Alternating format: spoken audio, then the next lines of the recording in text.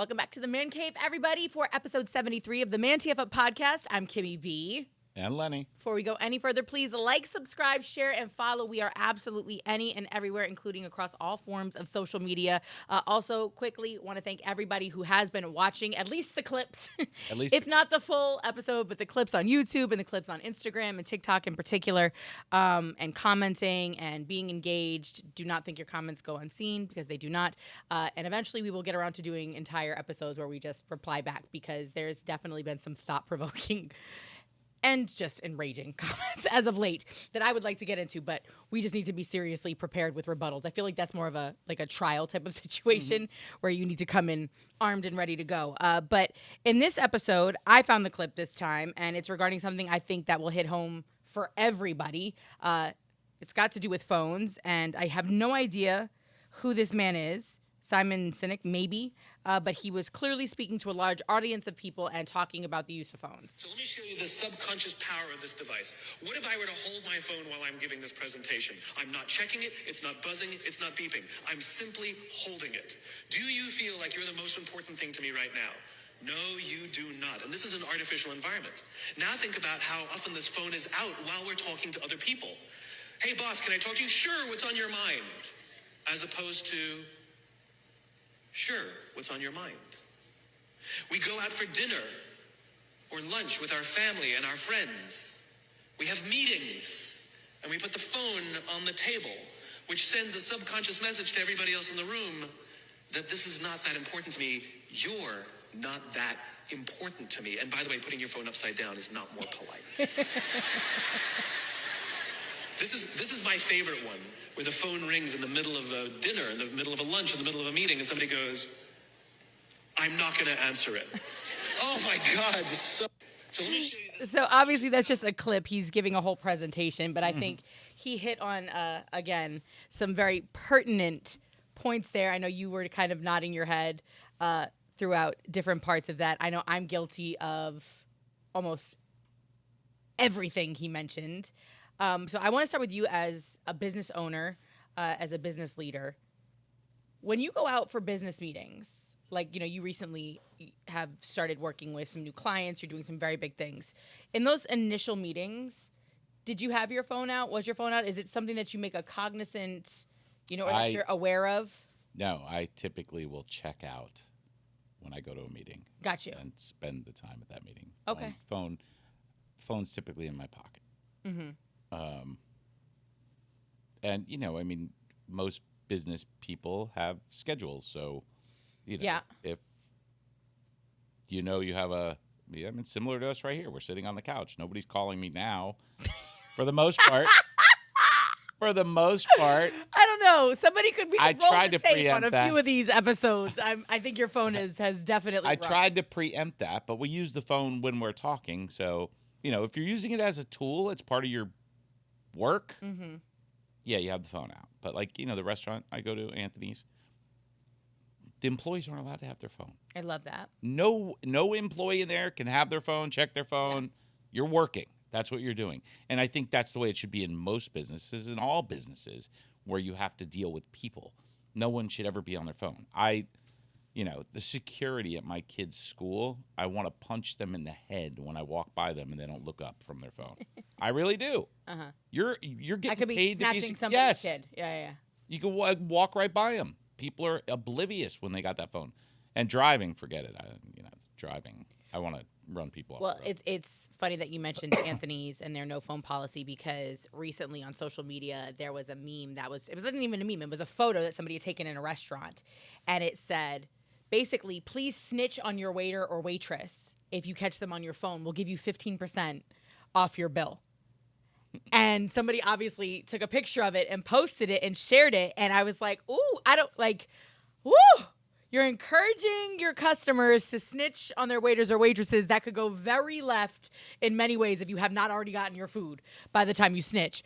But I was just like, wow, I don't know, because it's, we're all so guilty, I think, at this point in the game of being, quote unquote, addicted to our phones. I remember I was dating somebody for a brief period of time, and I've actually mentioned this to multiple people. When we would be out, he never had his phone out. And You thought it was shady. I didn't actually know. It was funny because you would think if you know me that I would have. But actually, I was so impressed because it's such an anomaly in this time that I actually would put my phone away. Because my phone is normally, I'm the person with the phone upside down. I'll have it out, but it'll be upside down. That's shadier than hiding it. Well, no, but again, now you're getting into a whole different part of the conversation when you're talking about shady, not shady, whatever. When my ex used to get to my house, like the phone would automatically go away, but he was very much that person, like, I'm here to spend time with you. Like, it'd be charged face up, like it'd be charging somewhere, but it was not something he was going to answer unless it was one of his kids. You know what I mean? Like he was, that was our time together. But it was really mind blowing because he always, the person that I dated briefly, like it was never out. I never could see it. He had it, same thing as you, in his back pocket or whatever. So it might ring and he'd be like, hey, I'm going to go take this. But it wasn't out and visible. And so many people now have multiple. It's not even just one. You know how many people I know with multiple phones that are out and sitting on a table, and you're having a conversation, you're out to eat, and something pops up. I get notifications from CNN, from Bloomberg, from the Pope. I can't stand it when people talk to me and they're looking at their phone. That drives me nuts. And it's generational, and it's going to get worse. We talked about kids not being able to talk to each other face to face because of the texting and this and that, and that just goes to show. I mean, my kids annoy the crap out of me with their phones. I mean, Joey will be like, we'll be driving, and Joey's like so engulfed in YouTube, he won't even see the little old lady I just ran over. It's like, it's that kind of, engulfing into that. And I try to keep them from doing it. They miss what's going on but again, in the world. We've done so much to enable this addiction. Yes. Like, where do we get our directions? Our directions are on our phone, right? Like, we can now text to talk, or talk to text, I should say. How do you control, for the most part, your songs, even when it's connected to your radio, right? A lot of it's on your playlist, on your Spotify or whatever, which is, again, on your phone. A lot of times people are recording, notes. They're taking dictation from their professor into an app on their phone. So now, as they're going back, their phone is out. Somebody was having a conversation about this, and it was a couple of moguls. And when they were breaking, I want to say it was like Pitbull and Damon. It was a few people just in the music industry, and it was so poignant what they were saying, because we were talking about like the apple with the bite out of it, and like different kind of symbolism that's attached to these particular phones and what it means for society as a whole. And as far as that kind of fits into the whole ManTFup, space. We talk a lot about, things that are just going on in society, how we feel about them, and what we think should change, whether it's education, whether it's manners, chivalry, alpha males, dating, whatever the case. In this situation, who do you think needs to ManTF up? Because the guy in that video, which I'm sure we'll get the clip up in the podcast, probably mid-40s. Right. So lands on that, young Gen Xer, OG millennial, very first millennial kind of realm. So obviously has experienced life pre-cellular phone and post-iPhone. Right. And he clearly feels the way he mentioned dating. I mean, that's one of the running jokes at this point in the game. When you go out to eat, like, do you ever just look around at everybody in like? Yeah, it's nuts. I mean, if it's not an influencer videotaping everything that comes to the table, right? To post, or somebody post, but like you know exactly what that is. My millennial takes a picture of his food. I'm like, what the fuck's wrong? Yeah, like, because Gen Zers don't take pictures. They're videotaping. The whole thing is for a reel. The whole thing, content. Yeah. The whole thing is the phone's gonna be out the entire dinner. Different people have different clips of different things. But just from a dating perspective, from a connection, like date night used to be that time when you were it was a specific time for the two adults in the house to get away together and to have what? Adult conversation. And now you see people sitting there at their, like this, bottle of wine sitting on the table, meals are out, scrolly. Yeah. No. Drives me nuts. No. Like, when you have date night, is the phone away? Yeah. Yeah? Is it something that you consciously like to listen, I told you, I keep my phone in my back pocket when I go to meetings. Same thing if I'm at dinner with someone, same thing. And I know that if my phone rings once, I'm not going to look at it. Mm-hmm. If my phone rings 2 or 3 times, Yeah. there could be an emergency. Yeah. So I don't even look at it when it rings the first time. It's not, you know, it's not relevant to me. But because I like to speak with people, I like to be in the space. If you're not comfortable in the space you're in, leave. Yeah. You know? Well, yeah. And that, it's just, it's scary because I don't know how you have this. It's not an argument, but I don't know how you broach this conversation with people who are so limited in their ability to have actual verbal conversations. Well, Do you know what I mean? Even with the person that I deal with currently, very much a scroller, very much a, you know what I mean, always on, and that's kind person of you deal with. That's not what we're talking about. Whoa. Just follow along with the conversation. I am. No. That's not what this podcast is about. We're talking about phones and how people behave with them. I'm dealing with. There's a person of But interest. I think for some people, their phone becomes a respite, right? Like if you're on the go, like somebody like you, I can imagine getting home.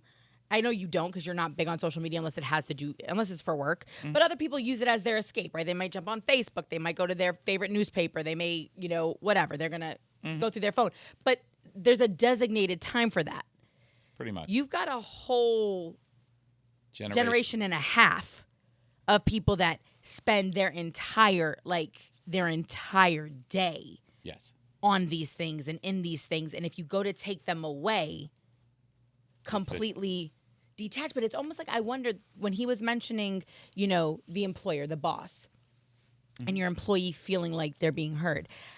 I almost feel like that's a defense mechanism for I don't even want to say younger people, but just for people who are not necessarily socially comfortable having this kind of barrier, like having their phone in their hand, having their phone out while they're talking. I can tell you something as a boss. If someone walks in my office and I'm doing something and they have something to say, I might not give them my full attention because they're coming in and I'm in the middle of doing something and I don't necessarily want to or am going to stop. But if you have something to say, I'll give you my ear, and it's difficult. It's a difficult thing. I mean, if you're, scrolling social media as a boss and somebody walks in to talk to you, there's different. Yeah. Different. That was what he was pointing out. I think he was just pointing out the fact that if your boss is walking through the hallway and is just looking at their phone, you know what I'm saying? And you stop them and they don't make a conscious effort to put the phone away. Yes. You're giving off the impression that whatever I have to say to you is not really worth your time. Or at least not worth your full attention. Now, me walking into your office, see, that's your space, your workspace. I know exactly what I'm walking into. That's why there's a knock. There's protocol for that too. Yes. Hey, do you have a minute? Not really. Can you come back at bet? Or isn't it? No, most bosses, is it an emergency? Is there a fire I need to put out? Kind of. Okay, go. You know what I'm saying? But I think that, when you have a good, open, communicative relationship with your employees, they know that. Most employees know when their employer is in a space to approach and when they are not. Yes. But I also I feel like, I've sat in on a couple of your meetings and I feel like you would get annoyed if there was something important being said. I do occasionally get annoyed with Nick. White boy does occasionally annoy me when he's on the phone. Yes. Right? Because he's most everybody else at the table has a few years on him. But that's his whole entire life. Yeah. He's a Instagram marketer. That's what he does. So, if things aren't relative necessarily to, because, we're a diverse group when we're in our meeting, and we might be talking about something that doesn't concern him, but I still want him engaged. But that's what I like to call hitting the nail on the head. You do yourself such a disservice when you're not engaged from beginning to end, especially if you work in an industry, even if there are people that, like you said, are having conversations completely outside the realm of whatever your daily contribution or task list is. You can only serve yourself and your company by knowing multiple facets. It's called learning. Yeah. No, I told you, my old boss, when I first got into radio, he said, the best advice I can give you is learn as much about this business as possible. Spend time with sales. Spend time with traffic. Those are the people who plot out the commercials and things like that. Spend time in production. Spend time on air. Handle, be with the marketing team and the promotions team. Like he said, the more you understand this business and and all of its different facets and comings and goings, the more valuable you'll be as an employee and the more you'll understand this business, right? Like to the person who only gets their silo, 80% of the decisions made around you will not make sense to you if you only understand what your contributions are and what your role is. I can tell you what this is going to boil down to in about 20 years. It's going to be like eating etiquette. You know, there's no phone etiquette. No etiquette at no all. No etiquette anymore. at all. But you're going to see, like right now, if you go to a restaurant and you sit down and you look around in a nice restaurant, 95% of the people are going to be using their silverware exactly the same way. They're going to be doing whatever they have to do. And you can tell how they were brought up by how they eat with silverware. Have you ever noticed that? Yeah, I mean, I guess. I mean, there's etiquette. There was etiquette. This was something that was taught to children. And you can tell the children that got taught it and the children that didn't. And it's going to come out to the same thing like this. But I feel like we're at a precipice, like we're at a tipping point, right? And I think that this was probably why this man is having this conversation with 100 or more adult people, is that if something doesn't shift, this will become the accepted norm in business, in relationships, in cultural, interactions. Gen Z is going to be. But they don't have to be. Again, they're only that way if we allow it, because we are all products of our environment. It's like right now, I don't know if you've noticed this, but even when you go to the theater, right? The movie theater, people have zero issue not only taking their phone out, but answering a phone, being on a phone, letting the phone ring, recording things. Like, it's wild. Or even worse, in my personal opinion, going to see something like The Little Mermaid. And because you grew up with the movie and knowing all the words, you think it's your opportunity to have a fucking sing-along. No. If your name ain't rolling in the credits, honey, I didn't come to hear you sing. You can do carpool karaoke on the way to the show and on the way home. When we get to the movie, when we're in the theater, like I get it. watching the Broadway show, It's a lack of respect for other people, which is not being taught. But to your point, it's etiquette. This was a way that people were brought up. Do you know, though, right now, as far as the theater goes, in London in particular, they're starting to offer shows specifically for the people who want to sing along. Because there's so many shows right now that are about iconic artists, like Tina Turner's got has a production. Yeah. Obviously, Michael Jackson has a production. What's her name's just come out? Whose? I don't know who her name is. Swift. Oh no, that's her tour is playing in movie theaters. Yeah. So that's just a shit show. Like you know exactly what you're stepping into when you get there. But it's funny, on the Today Show, they just had a whole thing about movie theater etiquette. And it was like, if you're singing so loud that the person next to you can't actually hear Taylor Swift sing, you're crossing a line. I'm glad you diversed from talking about phones, because what's up with the person? What? Oh, no. I'm still talking. We're talking about etiquette, though. Like, that's at the end of the day what this all is boiling down to. And it's scary, because if you don't nip it in the bud, like, I would rather go to a restaurant that had a no phone policy. And some restaurants do that. Yes. If your mom, if you were eating and you were doing something screwy with your silverware, wouldn't your mom give you like a side eye and like? I prided, like, my mom sent me to etiquette class. Like, I went to Montessori school when I was young, and that's one of their things that they teach, along with language and reading and everything else. They teach you they line up all the silverware and what goes with what and everything else. I mean, that was one of our special things that we did together. Again, not out of privilege, but we would go into the city to go to the theater, and we'd have a nice dinner. There was like a book that used to come out, and it was like, it was like one of those things that your kids would sell for sports. And it'd have like dinners inside. So it'd be like a 2-for-1 thing, right? Like, so you go to these nice restaurants. Yeah. But it was like they had really good restaurants in it. I mean, they had some like mom and pop places, but then they had some really nice restaurants like in the city in Boston. So we would go out to these beautiful dinners, just her and I. We'd get dressed up. But it's like phones are making that harder and harder to do. We had a conversation, I think, on this podcast about that. I was at Dear Evan Hansen, which is a play about the impacts of social media. And there was a young kid sitting in the back, and literally every 15 to 20 minutes was jumping on Instagram. And it was like, this is a kid, this should be so relevant to this young person, right? And they just couldn't help themselves. And I'm one of those people, I will glare at you, I will kick the back of your seat. Like, because I feel like it's just so disrespectful to like, everyone, to the audience and me. Yes. But I feel the same way about phones, and I'm glad that he pointed it out just because I don't think I had been thinking about it in a business sense the same way because so much of what I do on a daily basis revolves around my phone, so I'm so used to people having it out. Well, here's the thing. Let's just say you're a Gen X boss and you have millennial workers. Mm-hmm. If you have your phone out when that millennial comes to talk to you, the millennial's not going to think twice about having his out when you're talking to him. Mm-hmm. So how is that going to work? Yeah. You know, and it's the same thing. If you, I mean, it's you have to lead by example in that type of situation. But that's so when does that start though? And I pose this question to, you know, the audience that is listening or watching right now. Is this something that you have taken into consideration with your own children? Is it something that you have actually, you know, made it a point to address with your own kids? Is it something that you want to address with your kids? Or do you just feel like this is, you know, these are the times that we're living in. Get with the program. And that's where I become fearful because again, when you're out with people, when you're socializing with people, when you're engaging with people, we say it so much. We're very hypocritical. Like we talk about mental health and we talk about, you know, check on your strong friends, check on, you know, the people that you think might be struggling, check in.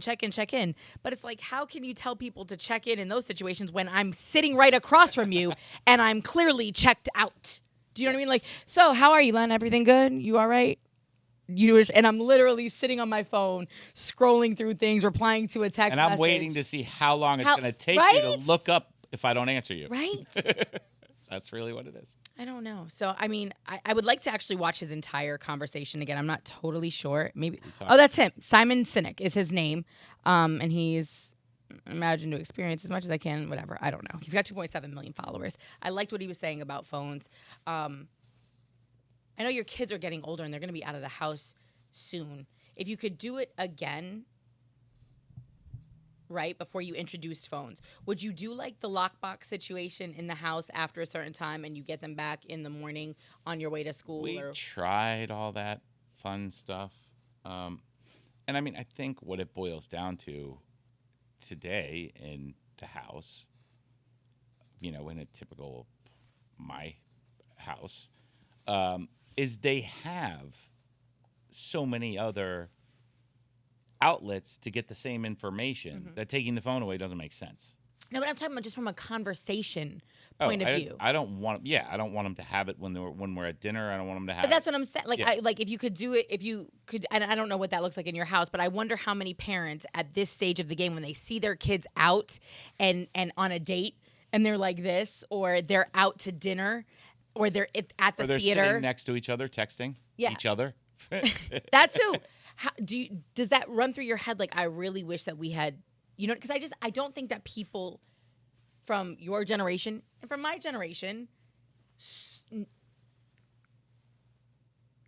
thought this would have the impact. We had beepers, right? We had things that were distracting, but not in the way that these are changing society. These are changing, and very quickly. It's amazing how quickly you can undo thousands of years of socialization via technology. You know what I mean? Antisocial. It's splitting people in different directions because nobody hears the same thing. I mean, listen, if you had a phone and everybody got the same thing, I mean, you know, if every piece of information on there was like an Amber Alert, then you know, it would be a different thing. People would have conversations about what they just saw. Yeah.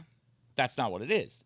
Everybody's looking at something like, oh my different. God, did you see that? Did you see that? Did you see that? Yeah. Okay. Like, you know, this guy's got 2.7 million followers. Okay, well, there's another 335 million people that aren't following him. Who are they following? So it's like, you know, you might hear this guy, but not hear Tony Robbins or, you know. I just wish that I wish that, you know, everything that's old becomes new again. We see it with fashion, music, you know, again, so many. I just saw Annie in the theater. And of course, that was a movie in the early 80s. You know what I mean? I don't know.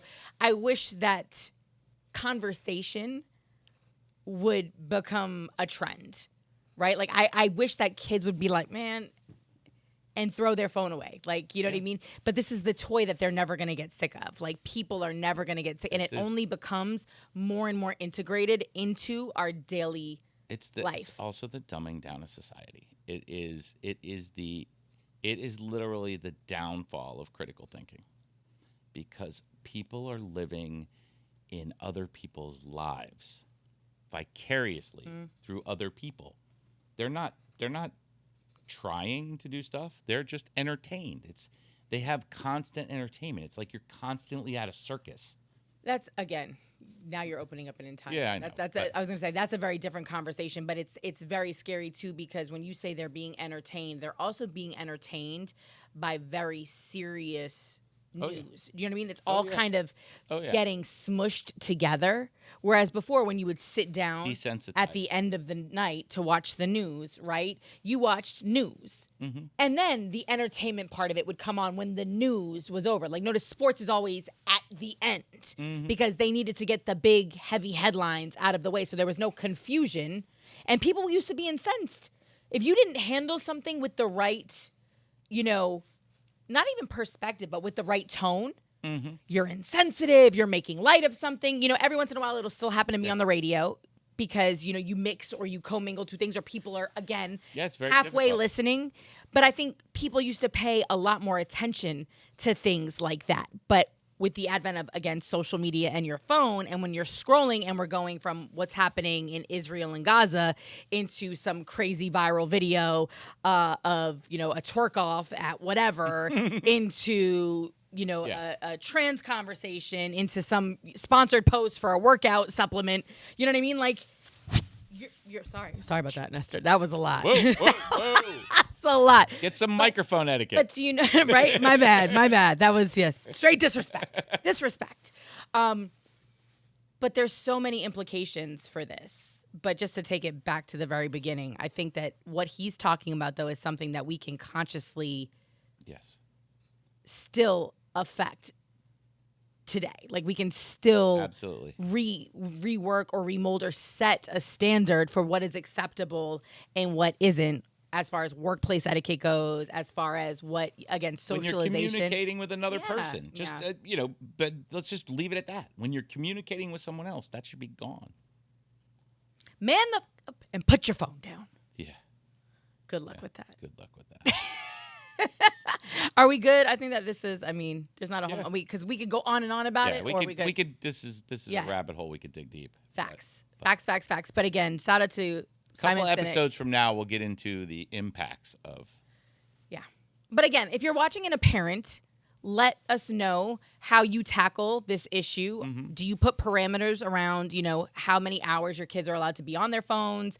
When it comes to dinner, when it comes to those times when it's like family socialization time, do we put the phones away? Is that something that you would even consider? There are some families that have tried it and their kids pitch a fit. Didn't that happen to somebody you know?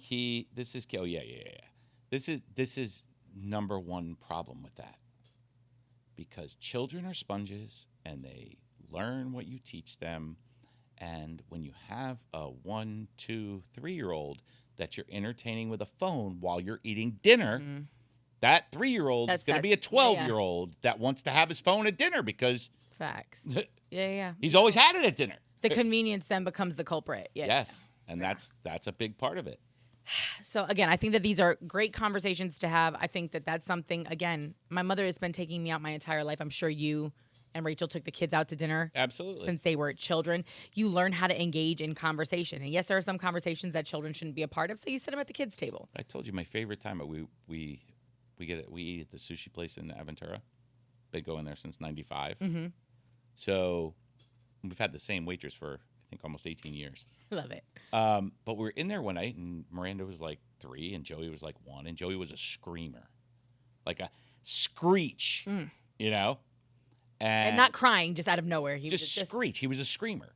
And I don't know, it takes about 20 minutes, 30 minutes to get your food on the table.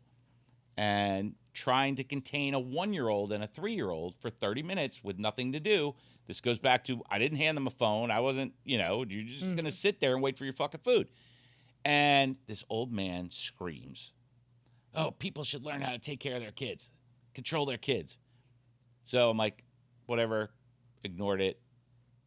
He said, Joey screamed again. He's like, "You should just take that kid out of here." I'm like, "Come on, Joey, this fucking old man at the bar doesn't want you in here, right? I said it right to the guy's face. Uh-huh. So 3 days later, we're going back there for dinner. I call up my waitress. I'm like, Eureka, we're coming in for dinner. So we get there. Oh, no. Same old man. Same old man sitting at the bar. All our food is on the table. We walked in, we sat at the table, we ate, and we left.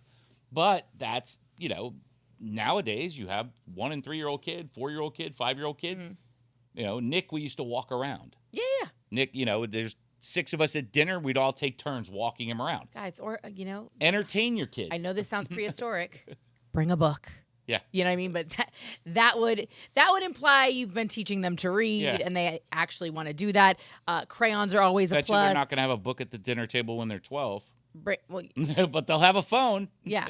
No, it's just, I think there's so many things. So this is a really interesting conversation. Let us know your thoughts on this as far as, kids. Do you think that we can still alter the course, the trajectory of this and get it back under control where we can enjoy nice nights out, conversation, we can have etiquette in movie theaters and theaters, and then obviously, like we said, workplace etiquette? Or is the phone, we know it's here to stay, but is this just something that we are all going to have to adapt to? And I really, really hope not, because I feel like that is such a detriment to society. Yes. Right? Okay. Well, that's a wrap for ManTFup episode 73. Let us know your thoughts, your views, your comments, your opinions, how you handle things in the comments. Like, subscribe, share, and follow, and we will see you next time.